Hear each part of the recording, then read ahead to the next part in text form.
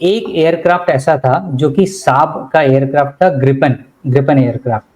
उन्होंने ये स्वीडन का एयरक्राफ्ट है if I am not wrong, और वो 100% टेक्नोलॉजी ट्रांसफर के लिए रेडी थे जब हम लोगों ने रफाल को चूज किया उस वक्त भी।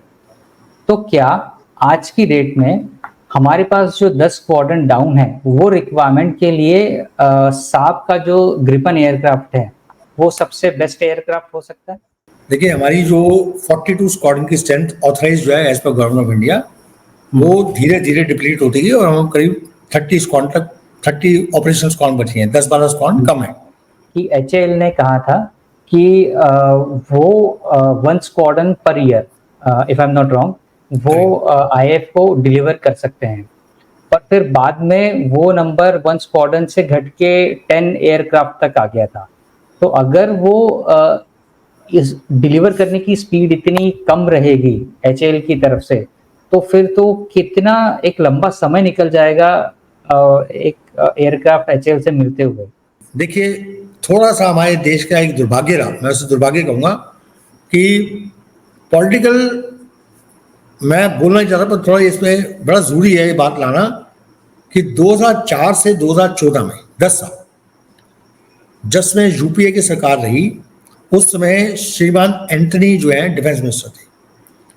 क्योंकि यूपीए के सरकार को बड़े लांछन लग रहे थे करप्शन के, 2G 3G 5G जो भी सब है ना, CWG, तो वो एक तरह से अपनी आप को बचाने के लिए, ताकि मेरे पर कोई लांछन लगे, और डिफेंस डील में बड़ा होता है कि कुछ ना कुछ हेराफेरी हो जाती है कोई बीच में, तो उन्होंने कुछ भी प्रोक्योर करने से मना कर दिया। अब उन्होंने लोकसभा में ये बयान दिया कि हमारे पास पैसे ही नहीं है। राइट। अब ये जो अगर आप बोलेंगे तो आपकी डिफेंस जो है आपने खत्म है। उस 10 सालों में चाइना हमसे 10 गुना आगे निकल गया। उस समय जो रफाल की डील थी, हमने 126 जहाज लेने थे, 126 मेगा डील होनी थी, जो पहले गवर्नमेंट ने हाँ कर दी थी, फिर सडनली वो मुकर गए, तो यूपीए गवर्नमेंट मुकर गई, वो कहते नहीं अब नहीं हम करेंगे। वो जो है अगर वो डील हो जाती तो आज ये सिचुएशन आती ही नहीं। उसमें एक सिलेक्शन प्रोसीजर होता है जो बड़ा स्ट्रिक्ट होता है। उसमें पहले पूरा टेक्नोलॉजी डिटेल्स आती हैं एक आके, फिर उनका ट्रायल होता है। वो ट्रायल हमारे टेस्ट पायलट करते हैं, पहले उस देशों में जाके, फिर अपने यहाँ पे बड़े लंबे ट्रायल्स होते हैं। उसको हम लद्दाख में उड़ा के देखेंगे सर्दियों में, गर्मियों में हम जैसलमेर में उड़ा के देखेंगे, क्योंकि हमारे यहाँ तापमान बहुत बदलता है। हम बंगाल की बारिशों में भी उड़ा के देखेंगे, और कोस्टल एरिया कर्नाटका केरल में जाके भी देखेंगे, ताकि हमारा जो एक आर्ट है उसका हम बड़े पूरी तरह से जांच पड़ताल करेंगे हमारे देश में हर जगह उड़ने लायक है कि नहीं। ऑलरेडी गवर्नमेंट ने 98 LCA Mark 2 का ऑर्डर दे दिया, Mark 2, और उसका 83 मोड, तो मतलब हमारे पास हमने करीब 117 जहाज का ऑर्डर ऑलरेडी दे दिया HAL गवर्नमेंट ने। उसके साथ साथ हमने एक नई डील शुरू की है, 114 जहाज, वो भी मल्टी रोल एक जो है MRFA बोलते हैं उसको डील को, हमने वो ऑर्डर किया। अब वो फिर से ट्रायल उसके शुरू हो रहे हैं, उसमें फिर से F-16 है, रफाल है, सैप है। सो उनमें जो भी एक आर क्वालिफाई करेगा, मैं नहीं बोल सकता कौन सा है, वो जो क्वालिफाई करेगा उसको हम लेंगे। इसके लिए बेस्ट होगा अगर हमें आसपास डील मिलती है रफाल की और ग्रिपन की, तो रफाल को प्रेफर किया, क्योंकि हमने ऑलरेडी टेस्ट कर लिया रफाल। हमने देख लिया रफाल की कैपेबिलिटी क्या है, और रफाल का सारा सिस्टम ऑलरेडी इंडिया में सेटअप है, तो उसकी इंडक्शन में फटाफट हो जाएगी, हमें टाइम नहीं लगेगा। नहीं तो अगर मान लीजिए ग्रिपन लेंगे तो पहले उसके हैंगर बनाएंगे, फिर उसके ट्रायल होंगे, फिर उसके करेंगे, फिर उसके हमारे एयरमैन जाएंगे ट्रेनिंग के लिए, उतना समय और लगेगा, फिर इन्वेंट्री बदल जाएगी, फिर इन्वेंट्री मैनेजमेंट। तो ये सब चीजें सोचते हुए बड़ी सारी चीजें देखी जाती हैं, तब जहाज को खरीदा जाता है।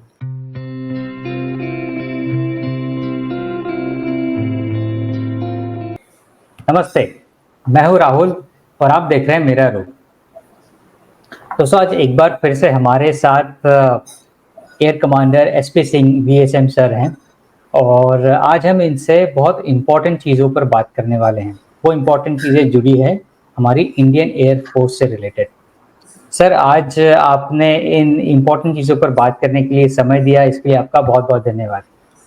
Rahul, thank you so much for inviting me to your show, and I love coming and talking to you. It's good that you give us a chance, a platform to tell our countrymen as to what the realities of things are. and I'm grateful to you and really look forward to always joining you. Thanks. Thank you sir, thank you very much for the words. हमारी Indian air force की जो strength है, उस strength के लिए if I am not wrong 10 squadron की अभी और रिक्वायरमेंट है, और ये 10 स्क्वाड्रन की रिक्वायरमेंट आज से नहीं है, ये लगभग पिछले कई सालों से है। स्पेशली कंसिडरिंग हम MiG-21 को भी अभी रिटायर करेंगे या रिटायर पूरा कंप्लीटली कर दिया है, और उसके बाद में और भी कई पुराने एयरक्राफ्ट हैं, जैसे MiG-27 हुआ, if I am not wrong MiG-29 या फिर मिराज 2000, वो भी आने वाले कुछ सालों में, 10 सालों में, 12 सालों में, 15 सालों में एक ऐसी स्टेज पर पहुंचेंगे कि उन्हें हमें रिटायर करना पड़ेगा। और चूंकि हम अभी आज की डेट में ही 10 स्क्वाड्रन डाउन है या 10 स्क्वाड्रन से हम लोग पीछे हैं, और एयरक्राफ्ट एक ऐसा टूल है या एक ऐसा सिस्टम है या एक जो कि इमीडिएट ऑन डिमांड नहीं मिलता। आज ऐसा नहीं होता कि हमने आज कोई पसंद आया, आज पैसे दिए और खरीद लिए तो आज के आज ही हमें मिल गया। इसे आने में भी कई सालों का समय लग जाता है। तो ऐसे इसमें हम लोगों ने अभी रिसेंटली रफेल परचेस किए, जो कि 36 रफेल फ्लाई वे कंडीशन में परचेस किए, जो लगभग 2 स्क्वाड्रन है, राइट। और उसमें भी हमारी ये डिमांड रहती है स्पेसिफिकली कि हमें 100% टेक्नोलॉजी ट्रांसफर चाहिए। उसके लिए बहुत सारी कंपनियां एग्री करती हैं या बहुत सारी कंपनियां एग्री नहीं भी करती हैं। जैसे अभी रिसेंटली यूएस वाले स्पेसिफिकली बोलते हैं हम 80% टेक्नोलॉजी ट्रांसफर करेंगे, 20% हम लोग नहीं करेंगे। फिर तो एक एयरक्राफ्ट ऐसा था जो कि साब का एयरक्राफ्ट था, ग्रिपन एयरक्राफ्ट।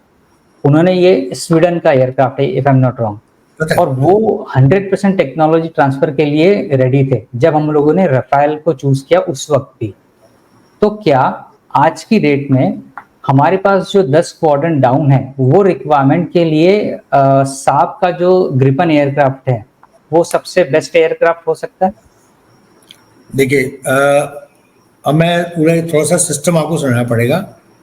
देखिए, हमारी जो 42 स्क्वाड्रन की स्ट्रेंथ ऑथराइज जो है as per government of India, वो धीरे धीरे डिप्लीट होती गई और हम करीब 30 स्क्वाड्रन तक, 30 ऑपरेशन स्क्वाड्रन बची हैं, 10-12 स्क्वाड्रन कम है।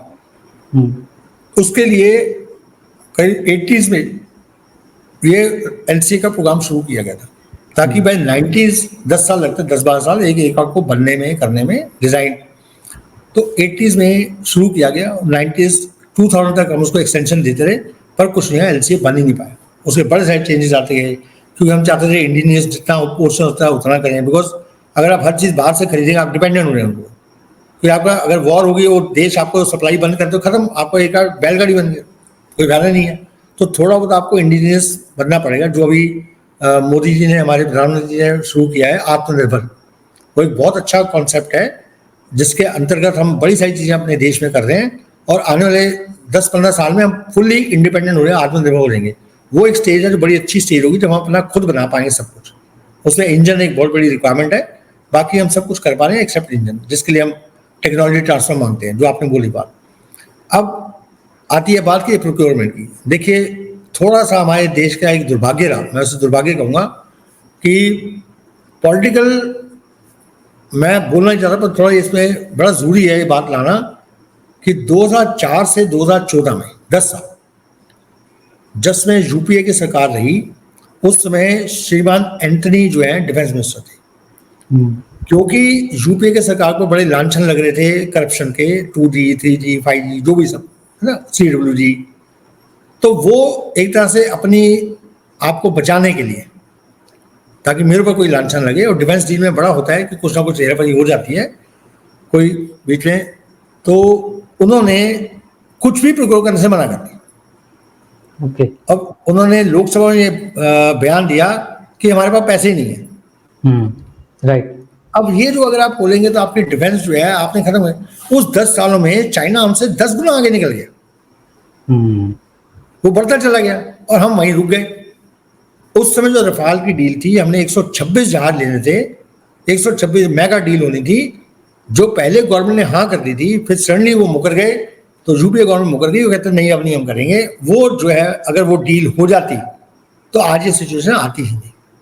राइट। वो 126 जहाज जो है वो MiG-21 की रिप्लेसमेंट के लिए आने थे, कि मिक्रोनियन स्क्वाड्रन नंबर प्लेट होंगी, उनकी जगह ये जहाज सेम स्क्वाड्रन में रीसेलेक्ट होके उसी नंबर से ये रफाल आ रहे। तो उसमें जो सिलेक्शन हुई उसमें F-16, F-18, सैप ग्रिपेन जो आप बता रहे हैं वो, और उनका जो यूरोपियन यूरो फाइटर और रफाल, ये सब उसमें प्रतिद्वंदी थे। अब क्या होता है उसमें एक सिलेक्शन प्रोसीजर होता है जो बड़ा स्ट्रिक्ट होता है।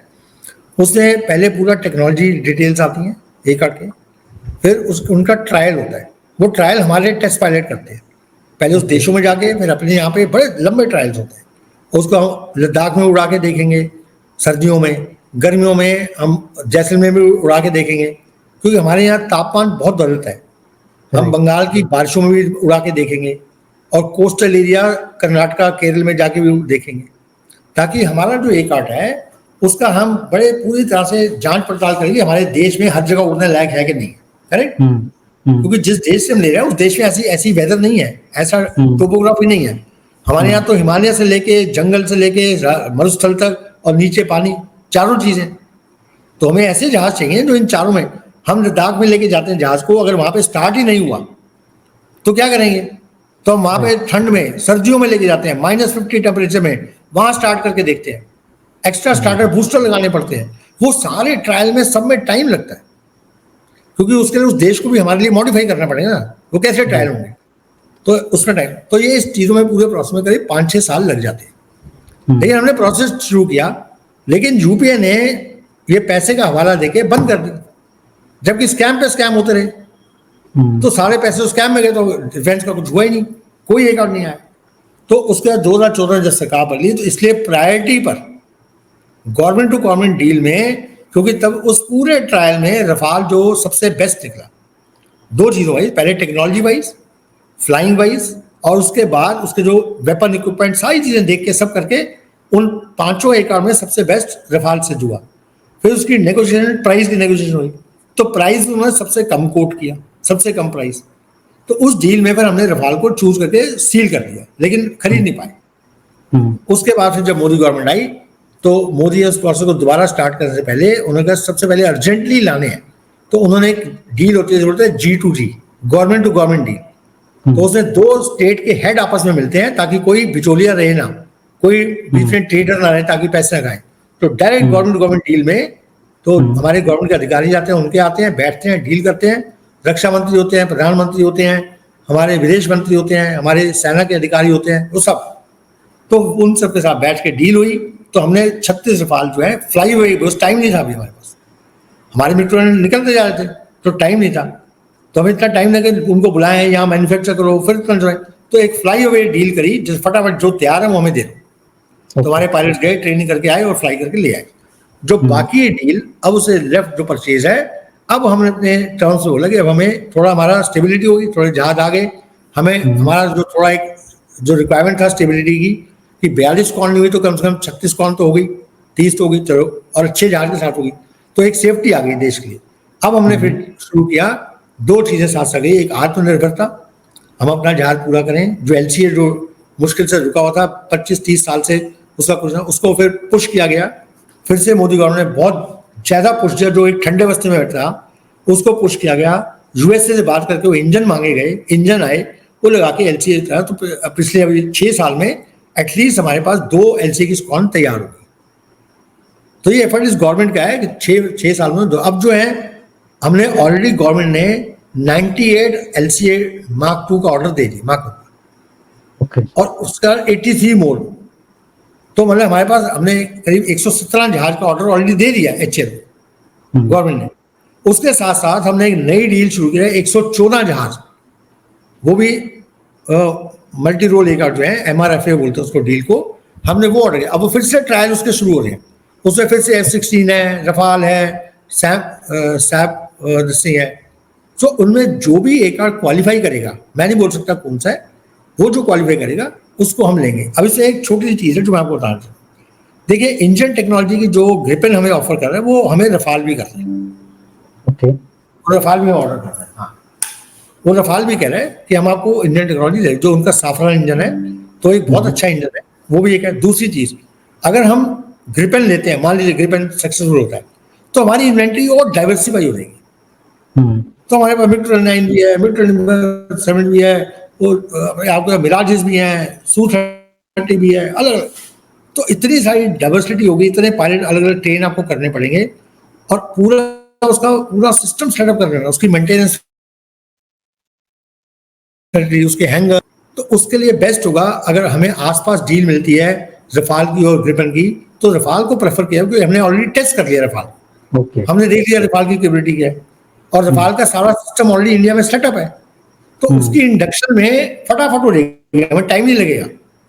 नहीं तो अगर मान लीजिए ग्रिपन लेंगे तो पहले उसके हैंगर बनाएंगे, फिर उसके ट्रायल होंगे, फिर उसके करेंगे, फिर उसके हमारे एयरमैन जाएंगे ट्रेनिंग के लिए, उतना समय और लगेगा, फिर इन्वेंट्री बदल जाएगी, फिर इन्वेंट्री मैनेजमेंट।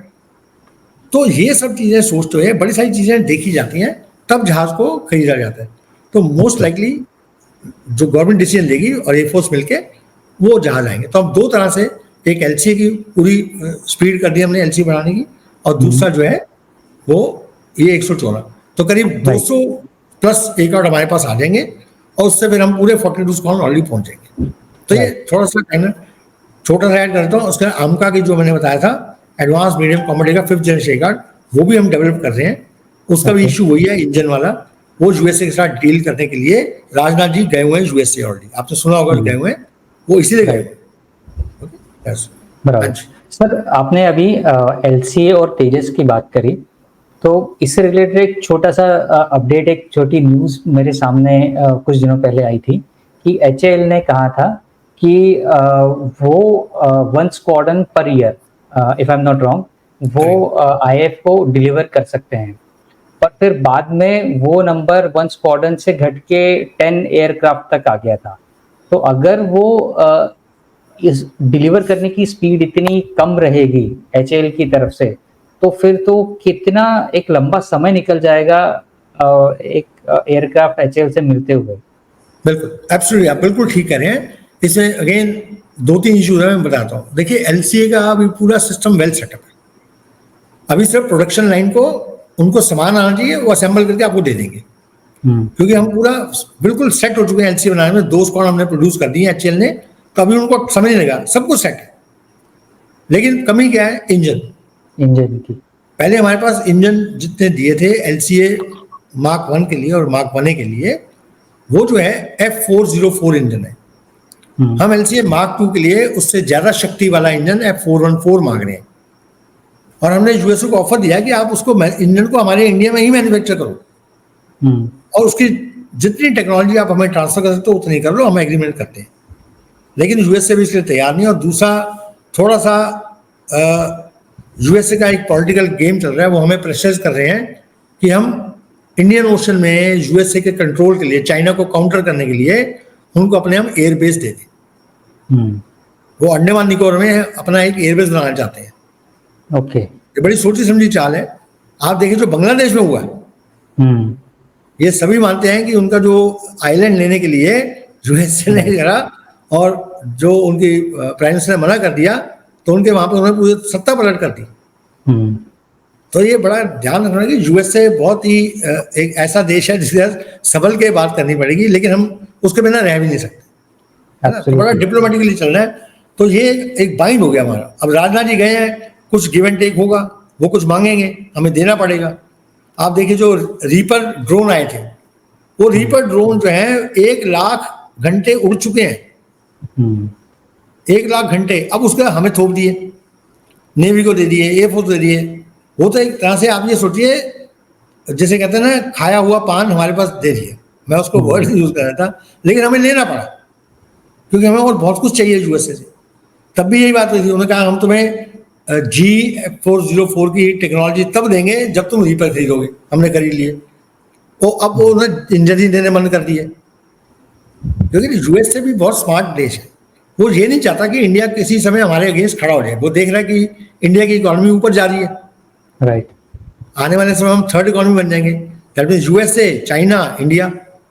तो हम एक चैलेंज करेंगे ना एक तरह से यूएसए को, तो वो उसी लिए पहले ही आपको रोक देना चाहता है आपका रास्ता, तो उसे इंजन देने बंद कर दी। तो ये जो है, ये बड़ी सारी चीजें ऐसी हैं जो इंटरट्वाइंड है, जिनके कारण जो हमारी प्रोग्रेस। अब एलसीए जो है एचएएल ने प्रॉमिस कर दिया दे देंगे, लेकिन उन इंजन जो बेचारे कहाँ से, वो खांचा बना के बैठ जाएंगे, इंजन कहाँ से आएगा? तो एचएएल के पास कैपेबिलिटी है हर साल 12 से 16 जहाज प्रोड्यूस करने की है, फ्लाइट लाइन वो प्रोड्यूस कर सकते हैं, असेंबली लाइन है। लेकिन जो ये है इंजन, जब तक वो नहीं होगा वो कुछ नहीं कर पाएंगे। तो सबसे बड़ी, जिस दिन इंजन आ जाएंगे वो ये प्रोडक्शन लाइन शुरू हो जाएगी। एचएएल की, इसमें एचएएल की गलती नहीं है, एचएएल की पहले गलती थी, लेकिन अब जो है, अब गलती जो है, अब ट्रांजैक्शन की है, इसलिए राजनाथ जी खुद गए हैं यूएस से, वो पहली बात। दूसरी जो हम बात कर रहे हैं, तो इसलिए हमने क्या करा है, अब जो रफाल डील हम कर रहे हैं, अगर रफाल को फाइनलाइज करते हैं तो रफाल डील में हम इसी बात पे फ्रांस के साथ करेंगे कि हम जो 114 एकड़ की डील आपको दे रहे हैं, उससे आप पूरे साफरा इंजन की टेक्नोलॉजी हमें देंगे, तो फिर हम एलसीए में, आमका में, सब में साफरा इंजन डाल देंगे। ओके। तो ये डिसाइड होगा कि कौन सी डील कहाँ फाइनलाइज होती है और कैसे होती है। क्योंकि बहुत बड़ा रोड ब्लॉक है हमारे सामने, जिसको अगर हम, मैं फिर से थोड़ा, मैं नॉर्मली ब्लेम नहीं करना चाहता पॉलिटिकल डिस्प्ले पर, मुझे करना पड़ेगा, ये टची पॉइंट है। कांग्रेस ने, गवर्नमेंट ने इतने सालों में कभी इंजन डेवलप होने ही नहीं दिए। हमारे साइंटिस्ट हैं, करना चाहते हैं, आज भी तो कर रहे हैं। वो अगर आज कर रहे हैं तो पहले भी कर सकते थे, क्योंकि आप अगर करने ही नहीं देंगे, आप उनको सपोर्ट नहीं करेंगे, आपका ध्यान ही होगा उस तरफ, तो कैसे होगा देश? अगर हमारे प्रधानमंत्री ये बोल देते हैं कि चाइना बॉर्डर पे पुलिस ही हैंडल कर लेगी, हमें आर्मी की जरूरत ही नहीं है। आप सोचो 1982 की लड़ाई में हमारे प्रधानमंत्री कहते हैं नहीं नहीं हिंदी चीनी भाई भाई, वो अपने आपस में पुलिस संभाल लेगी। फिर हम आर्मी भेजते हैं, अब वो एयरफोर्स हाथ जोड़ती रहती है, आर्मी हाथ जोड़ती है, भाई एयरफोर्स को भेज दो, नहीं नहीं नहीं एयरफोर्स की जरूरत नहीं है, अब क्या के लिए हमारे कितना कुछ। मैं फिर उसके बारे में क्या क्या बोलूं, ये हिस्टोरिकल ब्लंडर्स हैं जिसके कारण हमारे देश को इतना समय लगा। राइट। नहीं तो चाइना जो हमसे 2 साल बाद आजाद हुआ, वो हमसे 10 गुना आगे है। कैसे है? ये जो है ना पॉलिटिकल जो चीजें हैं, ये गलत हुई है। बराबर। ये तो हम बहुत आगे जा सकते थे। राइट। तो इंजन डील कैसे होती है, अगर वो हो जाती है तो आप मान के चलिए फिर एलसीए एक स्क्वाड्रन पर ईयर अपने आप हो जाएगी, कोई कुछ कहने की जरूरत नहीं। सर जाते जाते एक लास्ट सवाल मैं आपसे पूछना चाहूंगा, फ्यूचर जनरेशन वॉरफेयर जो है, राइट, सो अभी हम लोग देखते हैं कि हम लोगों ने पिछले कुछ समय से जो वेपन्स हैं, जो इक्विपमेंट्स हैं, वो बहुत चेंज हुए हैं। फिर हम लोग 65 की वॉर को देखें, 71 देखें, 99 कारगिल देखें, या अभी की कंडीशन में भी देखें, तो वेपन्स, इक्विपमेंट्स, सब चीज़ों में चेंजेस हुए हैं। और अगर यहाँ से हम आगे की वॉरफेयर को भी देखें, तो वो भी हम देखते हैं कि वो चीज़ें भी चेंज होते हुए दिखती है अभी, राइट। तो वो चीज़ें अब फिजिकल वॉरफेयर की जगह वर्चुअल वॉरफेयर में कन्वर्ट होते हुए समझ में आती है, दिखती है। फिर हमें किसी एयरक्राफ्ट को भेजने की जरूरत नहीं, हम यहाँ से बैठे बैठे रिमोट से ड्रोन ऑपरेट कर सकते हैं और वो ड्रोन जाके काम करके वापस आ सकता है। फिर साइबर अटैक की भी बात होती है, स्पेस अटैक की भी बात होती है। तो ऐसी सब चीज़ों में चूंकि एयरफोर्स, जो कि एक हाई कॉस्ट वेंचर है, कि जहाँ पर बहुत इतनी कॉस्ट इनकर करनी पड़ती है एयरक्राफ्ट के लिए, तो क्या इतनी कॉस्ट इनकर करके एयरक्राफ्ट का वजूद इस दौरान बना रहेगा, या फिर ये बहुत एक लिमिटेड साइज में सिमट के रह जाएगी?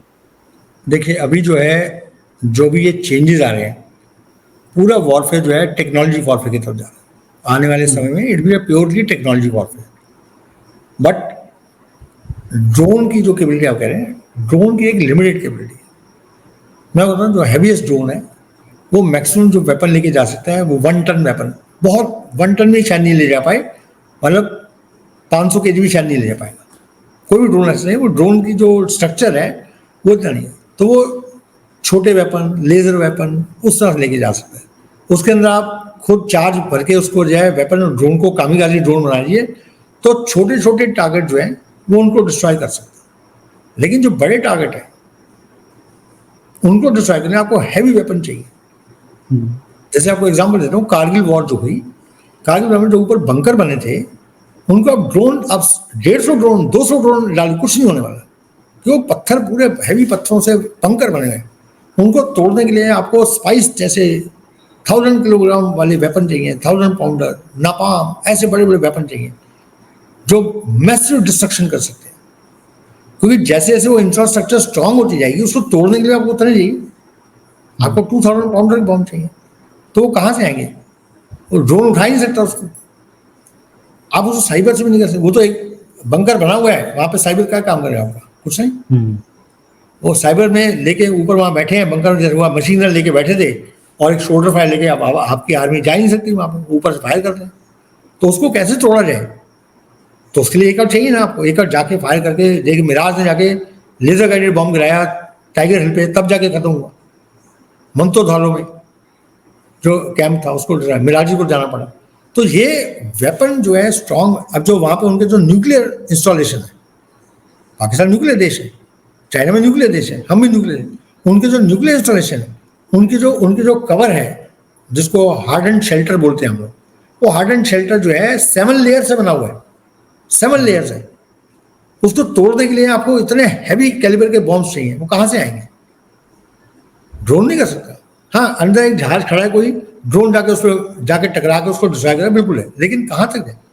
वो हार्ड एंड शेल्टर के नीचे आपके न्यूक्लियर फैसिलिटी, आप कैसे डिस्ट्रॉय करेंगे उसको? तो एयरक्राफ्ट की, फाइटर जहाज की रिक्वायरमेंट तो कभी खत्म होगी नहीं, बिकॉज जो एनिमी है अपने डिफेंसेस को इतने स्ट्रांग करते हैं, डिफेंसेस इतने स्ट्रांग हो गए हैं कि उसको डिस्ट्रॉय करने के लिए आपको उतना ही स्ट्रांग वेपन चाहिए। और वेपन जो है, आप देखिए, जो है Su-30 12 टन वेपन लेके जाता है, और एक उस न्यूक्लियर फैसिलिटी को तोड़ने के लिए आपको 4 Su-30 चाहिए, मतलब 48 टन वेपन आपको एक जगह गिराने।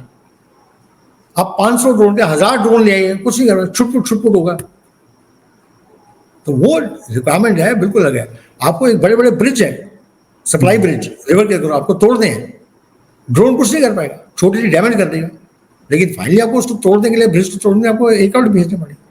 सो ऐसी चीजों के लिए, कामों के लिए ये वॉरफेयर जो है कंबाइंड वॉरफेयर होगा। यस, स्पेस, ड्रोन, साइबर, इनका बहुत अहम रोल है। अभी आप घर बैठे बैठे साइबर से आप उनका जो है पूरा रेल नेटवर्क बर्बाद कर सकते हैं, आप उनका वाटर, इलेक्ट्रिसिटी, पूरा ग्रिड खत्म कर सकते हैं, वो सब कर सकते हैं। वो एक अलग सिस्टम है, लड़ाई का एक अलग तरीका है, हाइब्रिड वॉरफेयर, जिसको हाइब्रिड वॉरफेयर। आप मल्टीपल तरह से उस कंट्री को पैरालाइज कर दीजिए, कि आप उनका पानी बंद कर दिए, उनकी बिजली बंद कर दी, उनका रेलवे बंद कर दिए, उनका ट्रांसपोर्ट नेटवर्क बंद कर दिए, जो जो आपके इलेक्ट्रॉनिक है आप कर सकते हैं, लेकिन फिजिकल डिस्ट्रक्शन कैसे करेंगे? अब आप यूक्रेन में उसने देख लीजिए, रशिया में, वो यूक्रेन में नीचे मेट्रो के पास लोग बैठे, उनके जवान, बम नहीं, कोई बम नहीं पहुंच पाता वहां पर, तो आप उसको कैसे डिस्ट्रॉय? आप ड्रोन भेजो, साइबर करो, कुछ करो, नहीं हो रहा। तो आपको जो है, यू विल रिक्वायर मतलब mix of all this things. So there is no doubt, the new warfare is called it technology warfare, autonomous warfare. In fact autonomous है, आपने वेपन टेक्नोलॉजी कर दी है, ड्रोन गए, खुद जाके जो करना करके आ गए, आपको मैनुअल एयरक्राफ्ट भेजने की जरूरत नहीं उस समय, लेकिन साथ साथ आपको कुछ टारगेट में, कुछ जगह पे आपको चाहिए होंगे। ठीक है, जब आपका जैसे जहाज उड़ रहा है, आपका अवैक्स है, हवा में आपका अवैक्स उड़ रहा है, अवैक्स से सिक्योरिटी ड्रोन तो कर ही, ड्रोन वहां तक जा ही नहीं पाएगा, उतनी तेज उड़ नहीं पाएगा, और इतनी मिसाइल नहीं है ड्रोन का। एक हमारा अवैक्स उड़ रहा है, उसके अंदर पूरा कंट्रोल कैबिन सब कुछ है, उसको उसके साथ 2 या 4 Su-30 चलते हैं, और हर Su-30 12 मिसाइल लेके चल रहा है, 48 मिसाइल तो उसको सेफ्टी के लिए, वो कहाँ से आएंगे? तो ये मल्टीपल डायमेंशन ऑफ वॉरफेयर है, एयर वॉरफेयर, जिसमें बड़ी सारी चीजें कंबाइंड होकर करें। तो that yes, warfare is going towards technology warfare, no doubt about it, but technology can not fully replace the manned aircraft requirement.